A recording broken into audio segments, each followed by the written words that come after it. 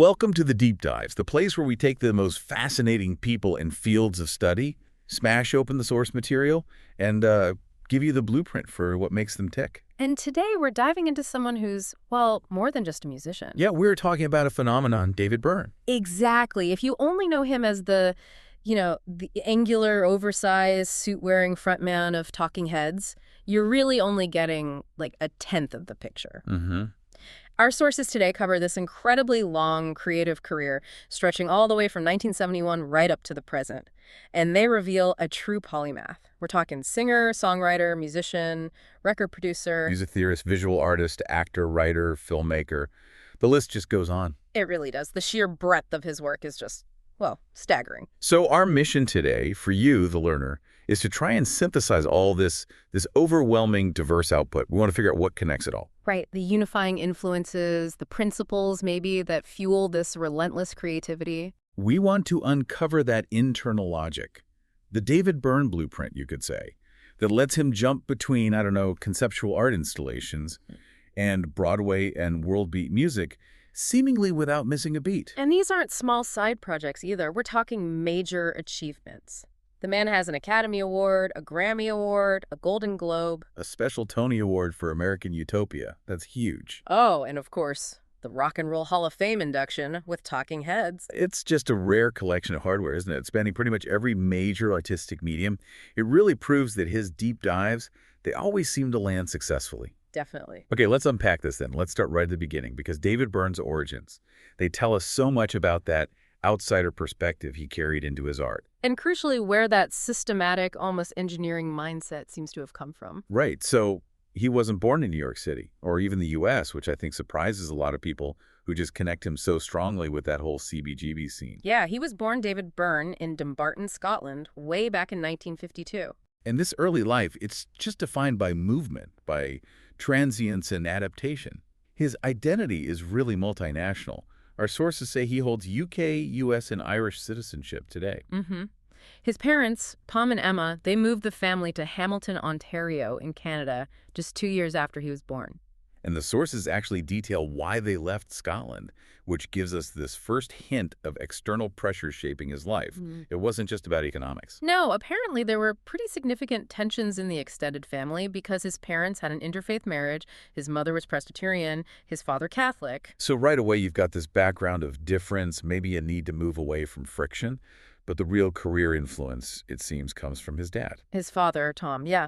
He was an electronics engineer at Westinghouse Electric Corporation. They were looking for better job opportunities, which led the family to pack up and move again. So by the time David was, 8 or 9, they moved for the third time, and this time they landed in Arbutus, Maryland, in the U.S. And this is where that classic outsider story really seems to solidify, and it impacts his whole persona later on. Yeah, Byrne himself said he initially spoke with a Scottish accent, but consciously adopted an American one to fit in at school. Yeah.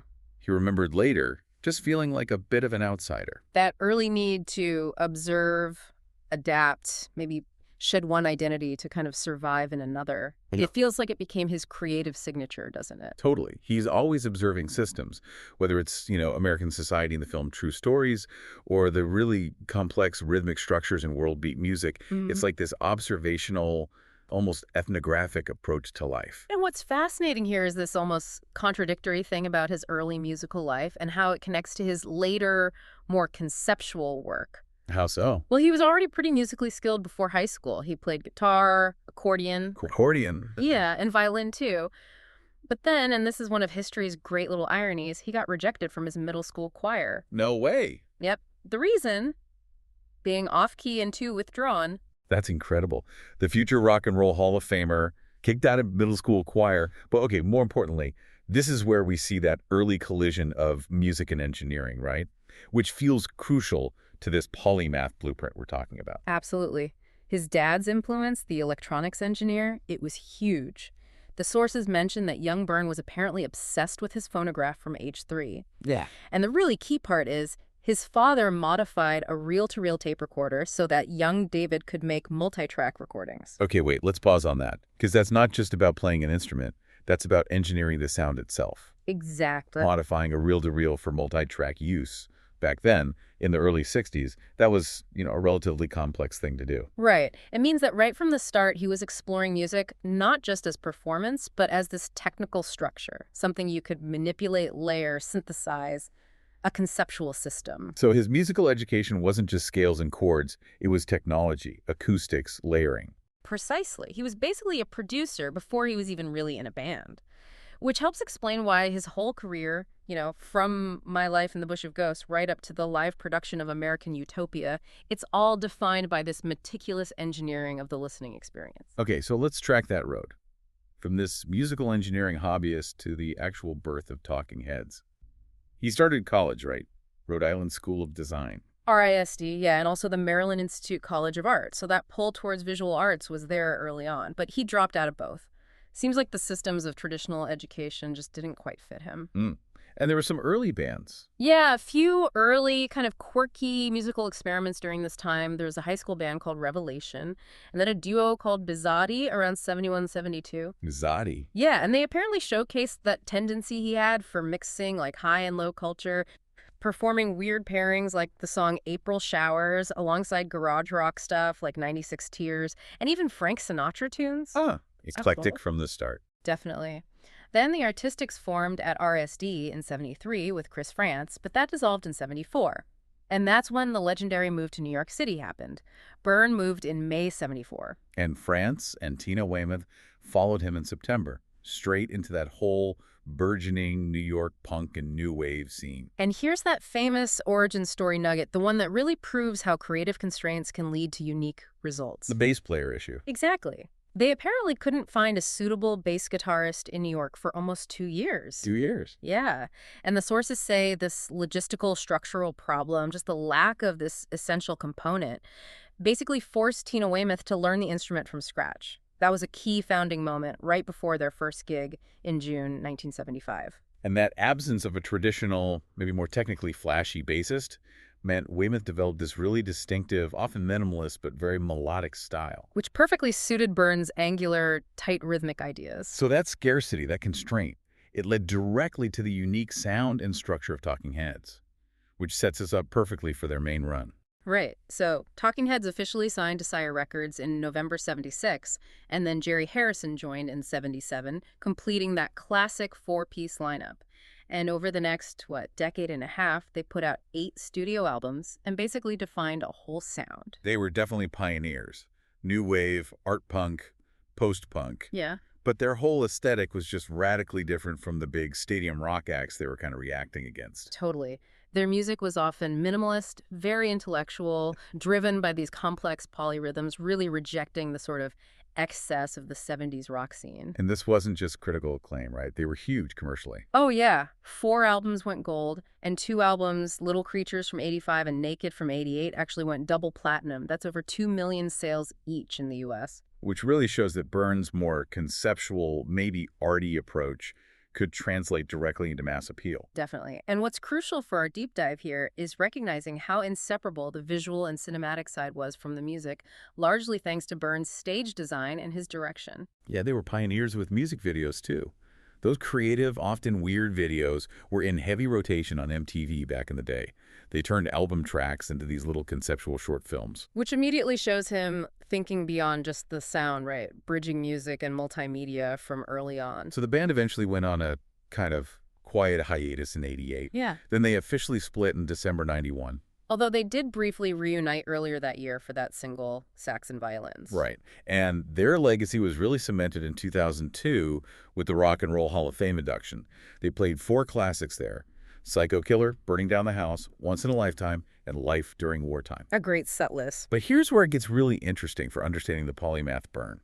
Even during the height of the band's success, he was already leaping into these crucial collaborations and side projects that totally redefined his career path. We absolutely have to talk about Brian Eno. Yes.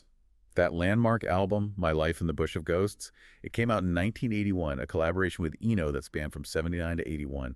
Just an absolute watershed moment. It totally predated the mainstream acceptance of sampling technology. He was critically acclaimed, not just for the music itself, but for its whole methodology, its conceptual approach, that pioneering use of sampling and found sounds. This wasn't just music, it was like sonic architecture, wasn't it? Eno and Byrne used recordings of human voices, preachers, radio hosts, ethnographic recordings from all over. And turned ordinary dialogue into musical texture, treating the voice not as a traditional source for lyrics, but as an instrument in itself. That's that engineering mindset again, but applied to social sound. They weren't just making tunes, they were cataloging and recontextualizing the ambient noise of the modern world. And it raised really complex questions back then about intellectual property, the boundaries of musical composition, especially when technology was kind of outpacing copyright law. And what's really forward-thinking about that project is how they handle this re-release almost 25 years later in 2006. Right, they totally embraced open source creativity. They released the component tracks, the stems, for 2 of the songs under Creative Commons licenses. And they coupled that with a remix contest, just giving away the component parts for people to manipulate. That was pretty revolutionary in 2006 for artists of their stature. It showed his continued interest in these sort of democratic creative systems. Okay, so after the Talking Heads split, Byrne immediately launched into this period of profound sonic exploration. Yeah. It really proved his interests were never just confined to rock music. Yeah, his solo albums detailed this radical, almost methodical shift in thematic approach.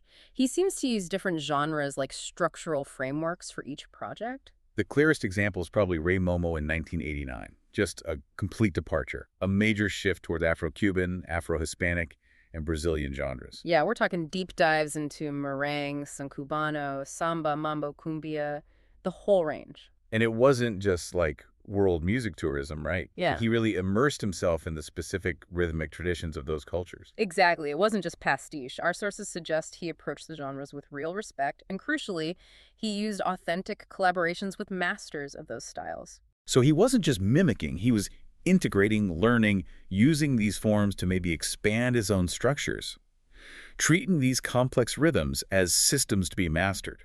Was there pushback, though? I mean, did some critics see it as potentially, cultural appropriation? It's always a question when Western artists borrow heavily from non-Western traditions. Sources suggest there was some debate, sure, but the consensus seemed largely positive, mainly because of that respectful approach and the genuine collaboration.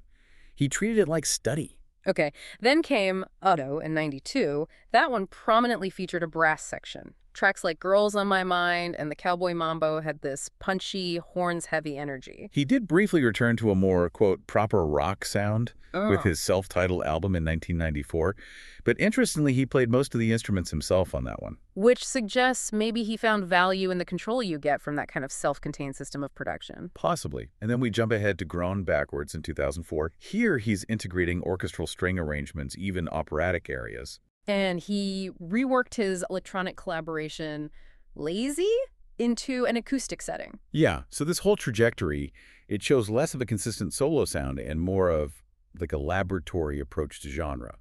Every album is an experiment in a different structural framework. And that experimental spirit just keeps going with later, really high-profile collaborations. That 2008 reunion with Brian Eno for Everything That Happens Will Happen Today was significant. More of a gospel and electronica sound on that one, followed by a big worldwide tour. It proved their conceptual connection was still vital decades later. And the 2012 collaboration Love This Giant with St. Vincent, that was a real highlight for many. Definitely. Notable for those distinctive, complex arrangements built almost entirely around a brass section. They deliberately avoided standard guitars and strings for the most part. Yeah, the sound was intentionally kind of awkward, angular, but beautiful too. Really mirrored the personas of both artists, I think. And all this momentum kind of culminates with American Utopia in 2018, his first solo album in 14 years. But the tour for that album, which Spike Lee filmed brilliantly in 2020, that's the real story there. Enemy praised it as maybe the most ambitious and impressive live show of all time. High praise. We should probably elaborate on that tour, because it feels like the ultimate expression of his systematic design philosophy. Go ahead. Well, the entire band, including Byrne himself, they were all barefoot and completely mobile. Untethered by cords, no fixed drum kits. The musicians all wore matching gray suits. And the stage itself was bare, right? Just surrounded by this curtain of light beads. Exactly. It wasn't just a gig, it was choreographed theater. Yeah. It transformed the rock show into this highly controlled, almost democratic performance system. designed, it seemed, to eliminate that passive barrier between the audience and the performers. That feels like the key connection back to his core, doesn't it? If Byrne is someone who, as he's revealed, maybe struggled with face-to-face communication, then American Utopia feels like his ultimate attempt to design a perfect, transparent, communicative system for a mass audience. Every movement is intentional. It removes the usual chaos of a rock concert in favor of meticulous choreography. And he's not slowing down. Yeah. Our sources confirm a new album is coming, set for September 2025. Who is the Sky? Right. He's working with Ghost Train Orchestra on that one. And it's set to feature guest spots from artists like St. Vincent again, Hayley Williams from Paramore, and drummer Tom Skinner. He just keeps pulling these disparate creative voices into his own meticulously designed orbit. It's fascinating. Okay, so now we really need to move beyond just music and fully appreciate that polymath label, because David Byrne isn't just dabbling in other fields. He's a successful award-winning film composer and director. Let's start with the big one, the Academy Award. Best Original Score in 1987, shared with Ryuichi Sakamoto and Kong Su for Bernardo Bertolucci's epic film, The Last Emperor. And that score also snagged him a Grammy and a Golden Globe. Quite the haul. What's really fascinating about that score is how well it fit the film's epic, sweeping, historical feel. It proved he wasn't just limited to that minimalist new wave aesthetic. He could compose for grandeur, for tradition, when the system, in this case, the film's narrative, called for it. Right. But maybe the most iconic film credit, especially for his core fans, is Stop Making Sense from 1984. Absolutely. While Jonathan Demme directed the film, Byrne himself was chiefly responsible for the stage design and the choreography, which cemented that concert film's legendary status just as much as the music itself. That stage design and Start Making Sense, it's just a masterclass in controlled theatrical introduction. Explain that a bit. Well, he starts completely alone on a bare stage, just with the boombox playing a beat and an acoustic guitar for Psycho Killer. Then, with each subsequent song, another band member joins him, and another piece of stage equipment is brought out: a riser, a lamp, keyboards. It builds piece by piece. And the famous oversized suit, that only appears late in the show. Exactly, which amplified his already kind of angular frame, making him seem both Aryan and commanding. It was like a visual assertion of that outsider perspective. So that whole progression from the solo, minimalist start to the maximalist, full ensemble performance, it's like a structured system for delivering information.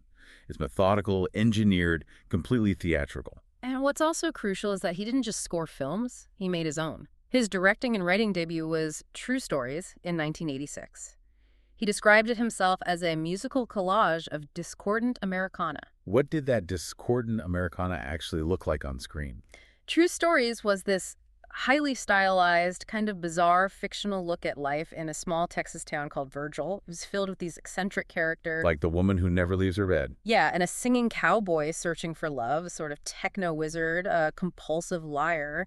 It was Byrne observing American consumerism and suburban weirdness through this really controlled, musicalized lens, almost like an anthropological study set to music. He kept scoring films too, right? Into the new century. Yeah. Oh, yeah. He did the intense atmospheric music for Young Adam in 2003. He collaborated on the soundtrack for Oliver Stone's Wall Street, Money Never Sleeps in 2010.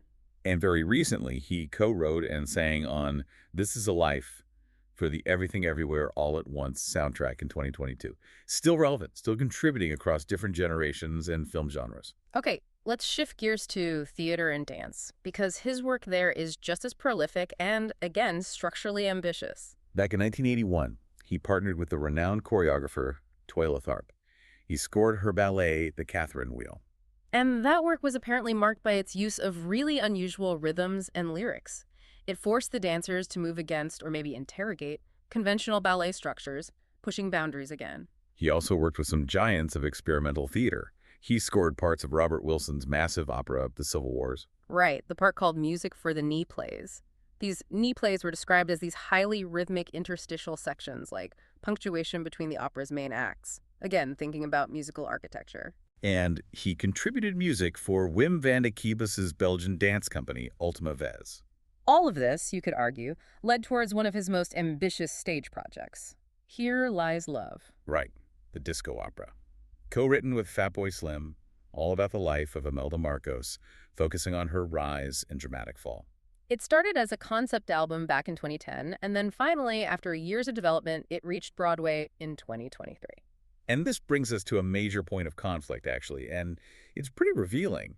The show was conceived as this immersive experience, turning the theater floor into a disco where the audience stands and moves around. Directly challenging that passive structure of traditional Broadway seating. And this is where we hit that major controversy, the one that really pits Byrne's kind of conceptual system against the traditional labor-based system of Broadway theater. Yeah, the dispute got pretty intense, and it was all about the show's initial planned use of technology, specifically the music. The show originally planned to use a completely pre-recorded soundtrack.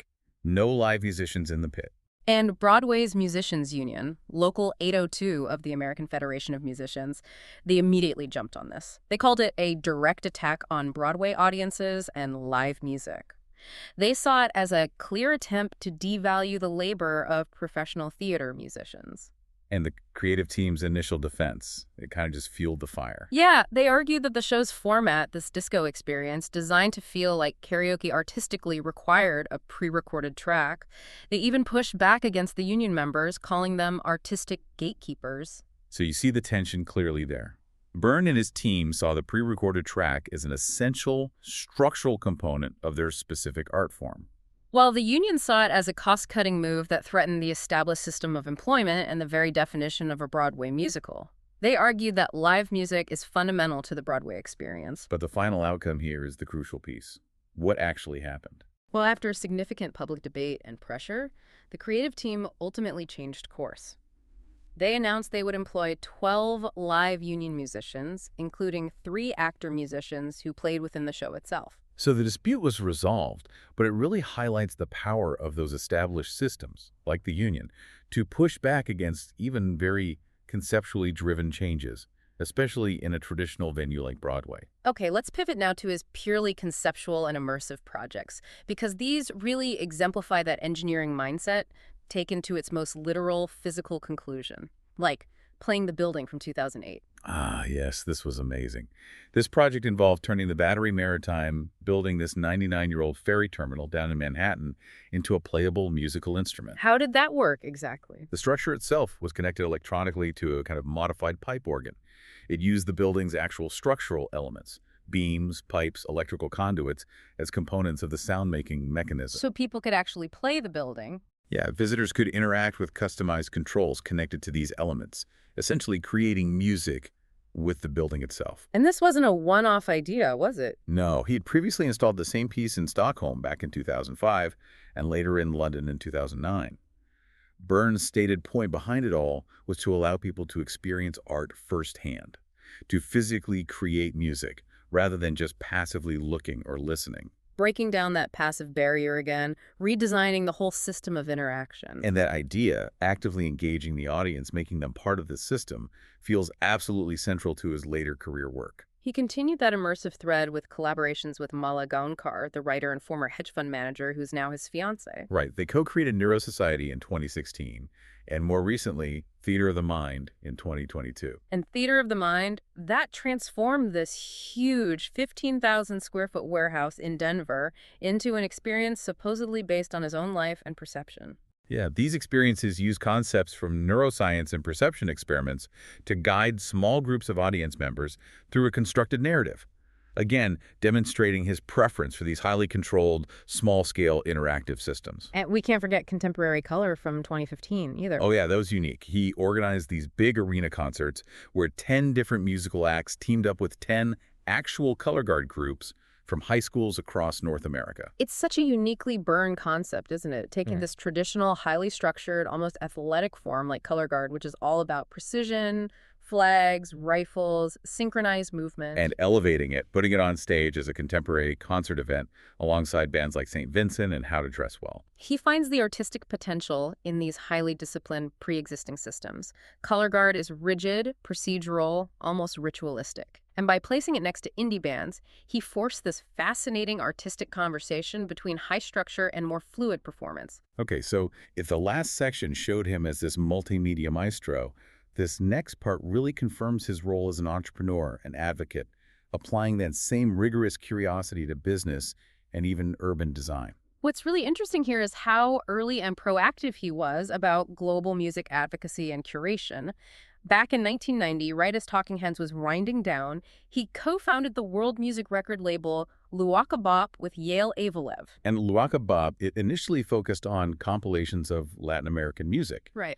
stuff that was maybe hard to find in the US or UK. Exactly.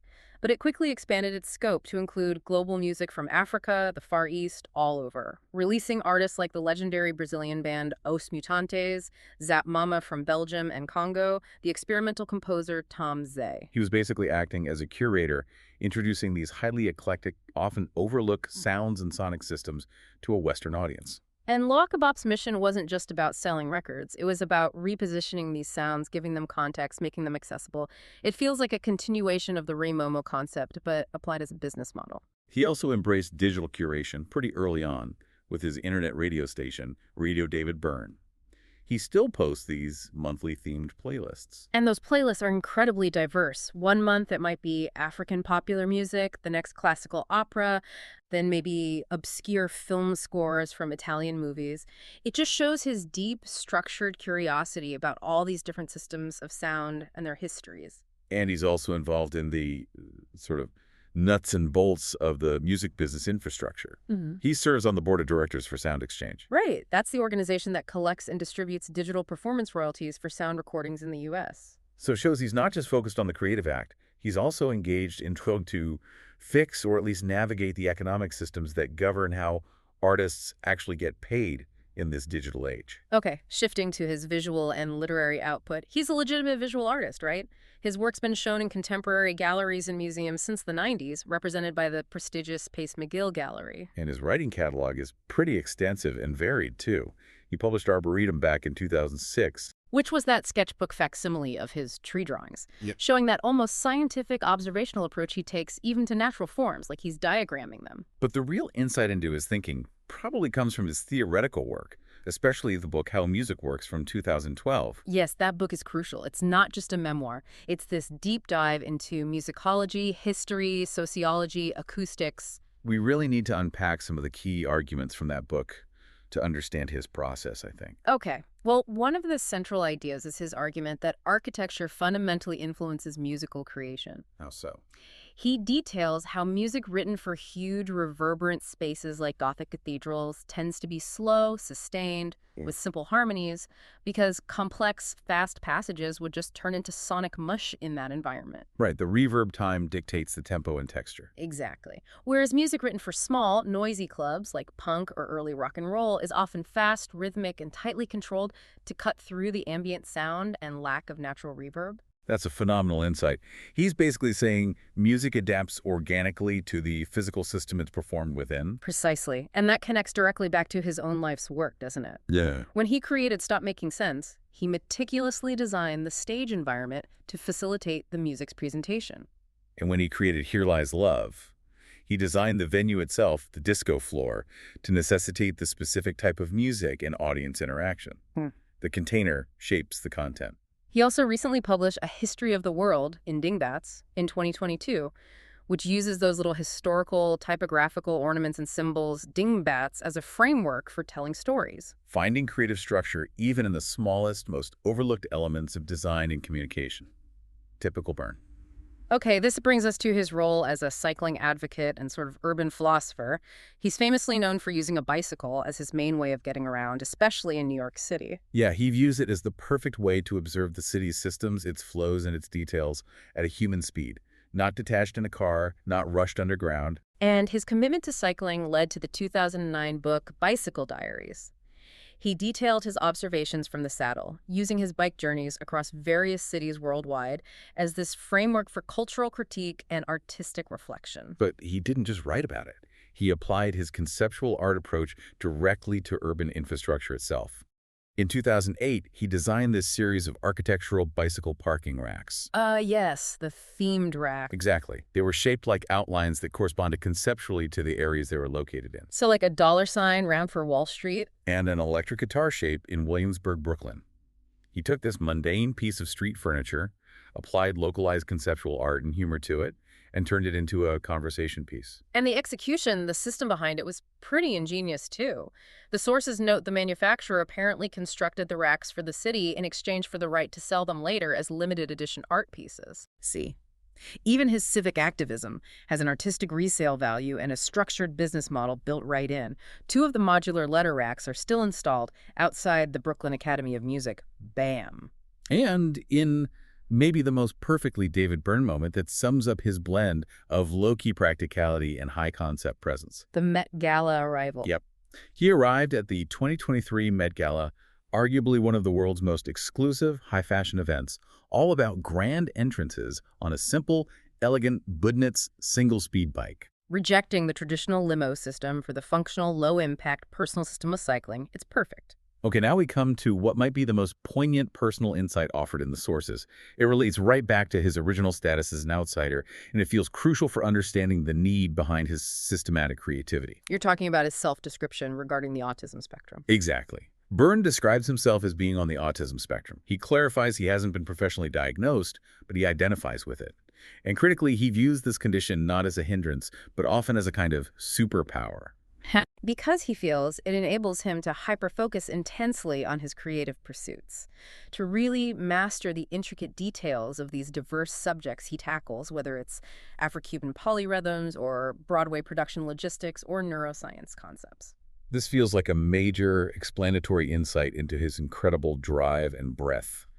He also stated explicitly that music was his way of communicating when face-to-face interaction felt difficult or overwhelming for him because of his autism. That just explains so much, doesn't it? About the intensity, the meticulous structure of his work. It's like he builds these intricate systems for connection, designed by a mind that perhaps prefers structured, transparent methods of communication over the often messy ambiguity of typical social interaction. The outsider kid who felt he had to shed his Scottish accent to fit in. He basically developed a lifetime career of building new, complex, controlled systems, musical, visual, theatrical, to mediate that communication with the world. His entire body of work could be seen as a kind of self-designed language, a blueprint for interaction. And on a recent personal note, it came out in late August 2025 that he was engaged to Mala Gaonkar, His collaborator on those immersive theater projects, Neurosociety and Theater of the Mind. Yeah, and the report said they planned to get married that very same week, around September 3rd, 2025. It feels somehow fitting that the person he's choosing to share his life with is also his creative partner in designing those very systems aimed at achieving audience connection and shared experience. So after diving through all this source material, what's the big picture? What does it all mean? I think the core takeaway is that David Byrne's entire career, from new wave frontman to world beat explorer, from filmmaker to conceptual installation artist, is defined by his relentless willingness to apply this rigorous, curious, almost experimental engineering mindset across every single medium he touches. Right.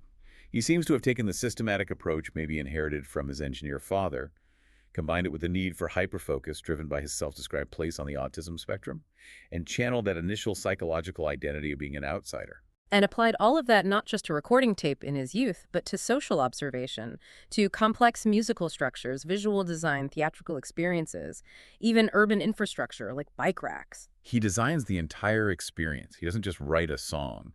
He designs the system that delivers the song, whether that's the physical shape of a concert stage and Stop Making Sense, Or the controversial use of found sounds and sampling in My Life in the Bush of Ghosts, or the whole structural debate surrounding the music delivery in Here Lies Love.